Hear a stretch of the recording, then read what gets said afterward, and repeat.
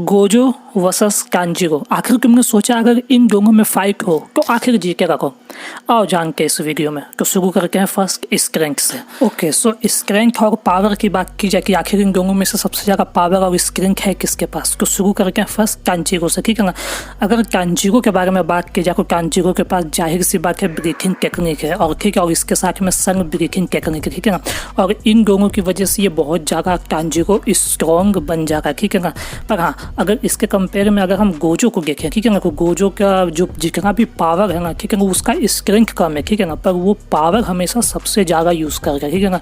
और इस वजह से वो कहीं ना कि ओवर पावर है, ठीक है ना, कहीं ना कि उसका जो इनफाइनाइट वॉइड है, ठीक है, जो उसका ग्लोमिंग एक्सपेंशन, ये गॉड टाइप के पावर से, ठीक है ना, जो कि ओवर पावर आसानी से कांजीरो के पावर्स को कर सकते हैं ईजी, बहुत ज़्यादा इसमें टाइम भी नहीं जाएगा, ठीक है ना। तो जाहिर सी बात है अगर गोजो ने इन पावर्स को यूज़ किया, इन पावर्स को यूज़ कर गया, तो कांजीरो कहीं से भी ब्रेक नहीं कर सकता है। पावर के कंपैरिजन में बात की जा रही है, तो पावर के बारे में, स्ट्रेंथ के बारे में बात की जाए, मेन पावर स्ट्रेंथ को नहीं, ठीक है ना। तो यहाँ पे गोजो के पास ज़्यादा स्ट्रॉन्ग पावर है कंपैरिजन को कांजीरो। बात करके अब नंबर 2 के बारे में। सो नंबर 2 पे बात करेंगे स्पीड के बारे में, क्योंकि स्पीड भी बहुत ज़्यादा जरूरी है कि कौन कितना ज़्यादा कह सकते हो स्पीड किस में जा रहा है, जीतने के चांसेस होंगे, ठीक है ना। तो फर्स्ट बात करें कांजीरो के बारे में, तो कांजीरो को तुम देख सकते हो, ठीक है ना, कांजीरो बहुत ज़्यादा फास्ट है, ठीक है ना, क्योंकि तुम देख सकते हो अगर इसके स्ट्रक्चर को देखो, इसके तुम बॉडी को देखो, ठीक है ना, वो बहुत ज़्यादा फास्ट हो सकता है, क्योंकि बहुत ज़्यादा वो स्किनी है, ठीक है ना, बहुत ज़्यादा हैवी नहीं है, ठीक है। तो डेफिनेटली कांजीरो बहुत ज़्यादा फास्ट है गेमन स्लेयर में, ठीक है ना। पर हाँ, फिर भी कंपेरिजन किया जाए तो एक है को कांजीरो इंसान को, इंसान के एक पैरामीटर्स पे डेफिनेटली ये बहुत ज़्यादा स्ट्रॉन्ग हो जाएगा, ठीक है ना। कुछ मामलों में ये इंसानों को भी पीछे कर गए, ठीक है ना। पर डेफिनेटली इसके कंपैरिजन में अगर गोजो को देखा जाए तो गोजो कसम से वो भी है कि वैसे आधा इंसान है, ठीक है ना। पर अगर उसके मूवमेंट की, उसके स्पीड की बात की जाए तो वो लाइट की स्पीड के ही आसपास आके, ठीक है ना, जो कि स्पेस का स्पीड तुम्हें पता है, ठीक है ना, उसी के आसपास, ठीक है ना। और जिस वजह से वो इस इंस्टेंट रिएक्ट करके हुए फाइट कर सकता है, ठीक है ना।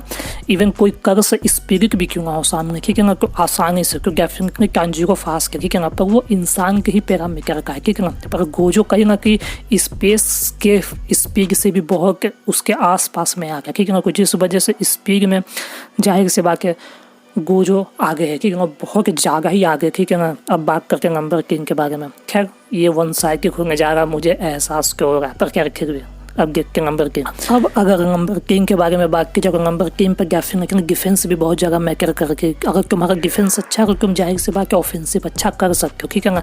तो बात करके फर्स्ट कांजीरो के बारे में, तो कांजीरो के बारे में अगर बात की जाए तो तुम्हें पता है कि कांजीरो गेमिंग सिनेरियो में कांजीरो बहुत बार इंजर हो चुका है बहुत बुरी तरीके से, जब भी उसकी फाइट हुई है किसी भी अच्छे अपोनेंट से, ठीक है ना, चाहे वो मुजैन हो, चाहे वो अच्छा खासा कोई भी फाइटर हो, ठीक है ना।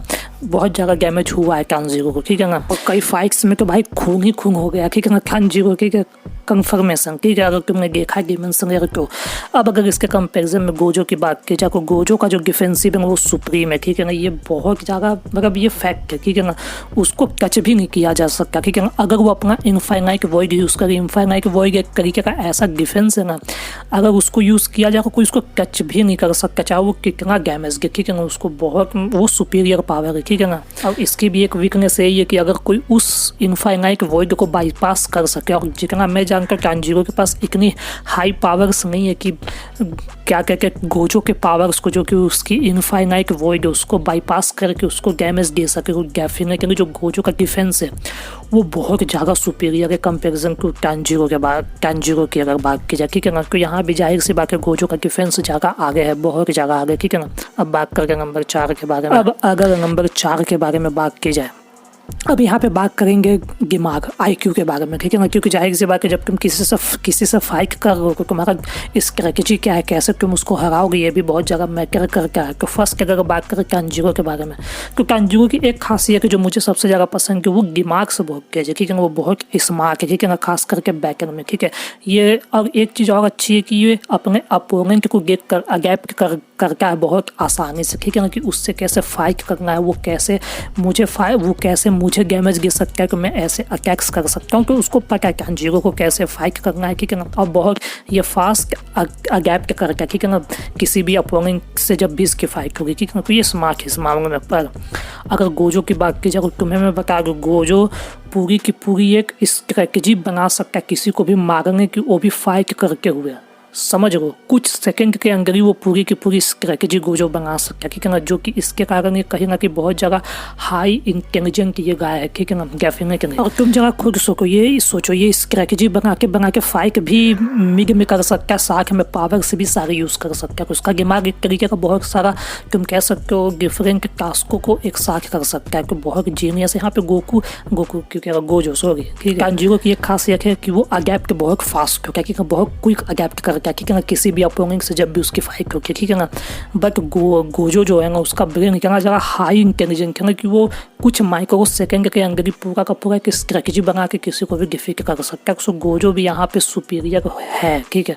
अब बात करते हैं आखिरी, तो आखिरी में बात करेंगे सारे पावर्स मिला कर, ठीक है ना, कि टांजीरो के पास कितने पावर्स है और ओवरऑल गोजो के पास कितने पावर्स है। और अगर ये दोनों एक साथ सारे पावर्स यूज़ करें कुछ जी के रखूँ, तो फर्स्ट बात करके टांजीरो के बारे में, तो डेफिनेटली टांजीरो एक ग्राउंडेड फाइटर है, ठीक है ना, क्योंकि वो कटाना यूज़ करके अगर कोई वो फ्लाई नहीं कर सकता, ठीक है ना, कहीं भी ऐसे आसमान में जा नहीं सकता, ठीक है ना, जैसे गोजो है, ठीक है ना।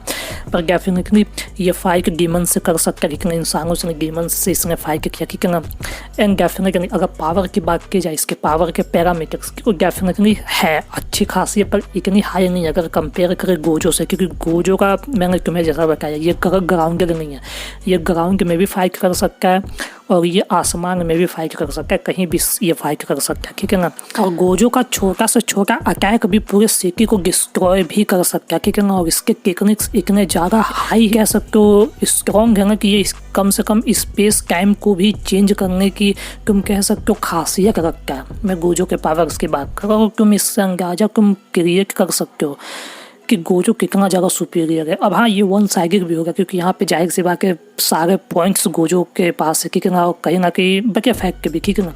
टांजीरो बहुत स्ट्रॉन्ग है, पर अगर तुम गोजो से कंपेयर करोगे ना, तो गोजो के सामने टांजीरो सच में बहुत वीक है, ठीक है ना।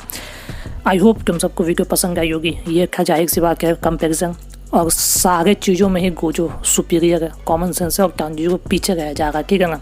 खैर आई होप तुम सबको वीडियो पसंद आई होगी। अगर तुम्हारे कोई ओपिनियन इस चीज़ में तुम मुझे बता सकते हो, आके हैं इसी के साथ नेक्स्ट के वीडियो में। और हाँ, सब्सक्राइब जरूर करना, ऐसी वीडियोज़ और आएंगे। और अगर तुम्हारे पास कोई टॉपिक है, आइडिया बता सकते हो, मैं उस पर वीडियो बना दूंगा। Tata bye bye.